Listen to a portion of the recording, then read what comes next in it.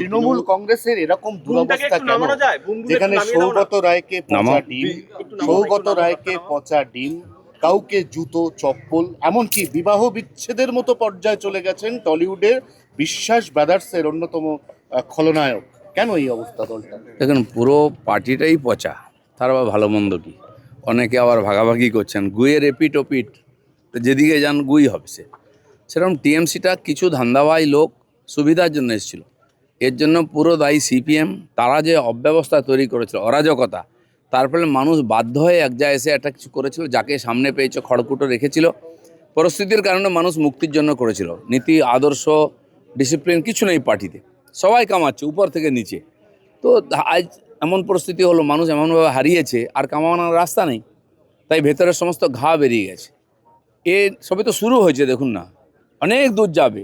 আমরা যারা বলেছিলাম যদুবংশ নষ্ট হয়েছিল এভাবে, মুসল পর্ব এই সময় শুরু হয়েছে। দেখুন কে কাকে মারছে। যদুবংশের মুসল পর্বেতে পরস্পরকে খুন করে পুরো বংশ ধ্বংস হয়েছিল, ঠিক টিএমসি তাই হবে। যত গুন্ডা, বদমাস, সমাজবিরোধী, ক্রিমিনাল, অ্যান্টি সোশ্যাল, তারা হয়ে গেছে নেতা।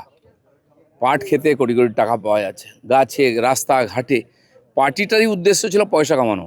এইভাবে কোনো পার্টি চলতে পারে? এই 15 বছর পশ্চিমবাংলার যা ক্ষতি হয়ে গেছে, সেটা সবাইকে মিলে ঠিক করতে হবে। আমাদের বাংলাকে আমাদের মতো গড়তে হবে।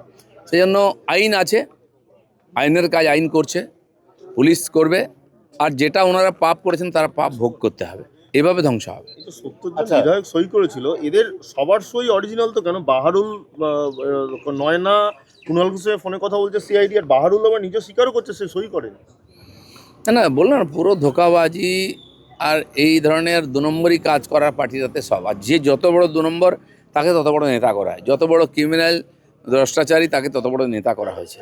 নাহলে উপর থেকে নিচে কি করে এই ধরনের আকচাকচি হয়, চুলোচুলি হচ্ছে?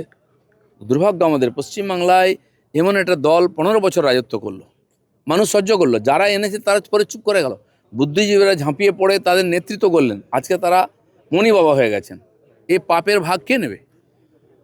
লক্ষ্মীর ভান্ডারের এরকম পরবর্তীকালে প্রথমে ঠিক হচ্ছিল লক্ষ্মীর ভান্ডার যারা পাচ্ছেন তারা সবাই অন্নপূর্ণা পাচ্ছেন।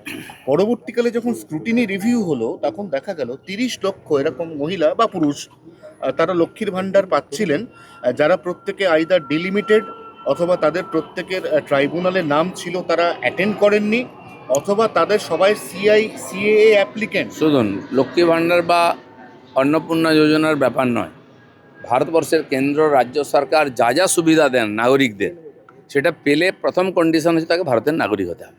যারা নাগরিকত্ব পাননি, হারিয়েছেন, এই ধরনের লোক যারা আছেন, কেবল উদ্বাস্তু হিন্দু যারা বাংলাদেশ থেকে এসছেন, পাকিস্তান থেকে, তাদের জন্য সিএ আছে, তারা রেজিস্ট্রি করুন, তারা পাবেন।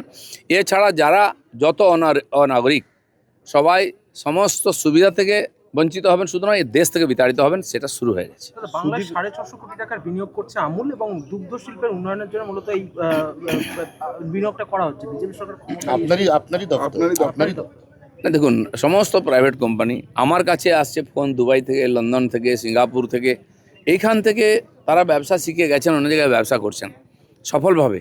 এদের অত্যাচারে পালিয়ে গেছেন দিল্লি থেকে, মুম্বাই থেকে, সব জায়গাতে তারা এখানে এসে করতে চান। আমি বললাম যে আমরা একটু সরকারটা ঠিক করে নিই, আপনাদের কাজ করার অনুকূলতা তৈরি করি, বেঙ্গল সামিটও হয়, এর ব্যবস্থাও হবে।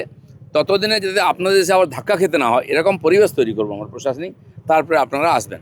আমি পরশুদিন হরিণঘাটা গেছিলাম, ঘুরে দেখলাম বিশাল ফার্ম, বিশাল জায়গা, ইউনিভার্সিটিও তার মধ্যে জায়গা নিয়েছে। আরও দুঃখের বিষয়, সেখানে একটা বড় সুন্দর সুরভি গেস্ট হাউস আছে, সেটা এখন এসপির অফিস। এসপি সেটা অফিস করে দিব্যি উনি আছেন। তো আজ যদি মন্ত্রী ওখানে যায় থাকার জন্য, কোথায় থাকবে? তো এরকমই চলছে। রেলের বাংলোতে ওখানকার পুলিশ অফিসাররা থাকেন। রাজ্য সরকার কোনো দায়িত্ব না নিয়ে সব অন্যান্য সংগঠনের, কেন্দ্র সরকারের সম্পত্তি কবজা করে বসে আছে। তো হরিণঘাটায় দুরবস্থা দেখলাম, যে মাদার ডেয়ারি একসময় প্রতিদিন 6 লক্ষ লিটার দুধ তৈরি করতো, আজকে 30,000 লিটার তৈরি করে।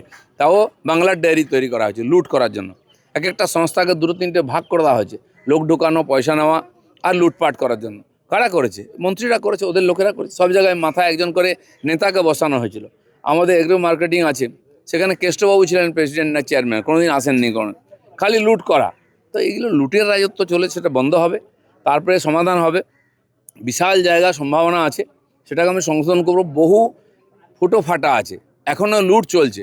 অফিসাররা নেতারা মিলিত হবে, কেউ ওখানে ভদ্রলোক নাই, আর কাউকে ছাড়া হবে না। হ্যাঁ, এবারে ডায়মন্ড হারবার মডেল অভিষেক বন্দ্যোপাধ্যায়ের একজন তো ঢুকে গেছেন, দিলীপ মণ্ডল, তার তো 21 তারিখ পর্যন্ত যা হবে। আর দ্বিতীয় হচ্ছে আপনার এখনো পুষ্পা পলাতক, দেখুন। রক্ষা কবচ উঠে গেছে। ডাল ছাঁটা শুরু হয়েছে, গাছ পর্যন্ত যাবে, সময় তো লাগবে। এত বড় অনাচার হয়েছে, এত লোক দোষী। আপনি প্রত্যেকটি পঞ্চায়েত সদস্য, মিউনিসিপ্যালিটি কর্পোরেশনের যারা আছেন, এই কাউন্সিলর, চেয়ারম্যান, আপনি ভাবুন তো কত হাজার লোক হবে, লক্ষ লক্ষ লোক, এরা সবাই অপরাধের সঙ্গে যুক্ত, মন্ত্রী, এমএলএ, এমপি, মুখ্যমন্ত্রীর পরিবার পর্যন্ত।